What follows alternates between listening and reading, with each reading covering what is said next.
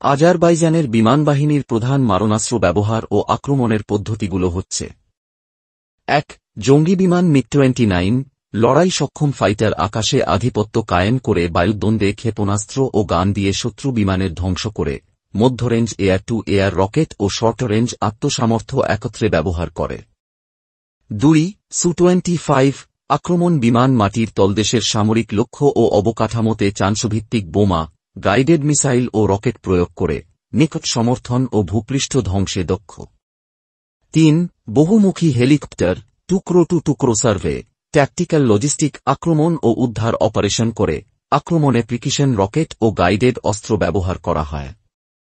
৪. Drone ও littering munition, পাহারা শনাক্তকরণ, target lock ও sniper ধাঁচে নিখুঁত আঘাত, কম ক্রস সেকশন ও দীর্ঘ অপারেশন সময়ের কারণে খেলার মাঠে অত্যন্ত কার্যকর হয়েছে।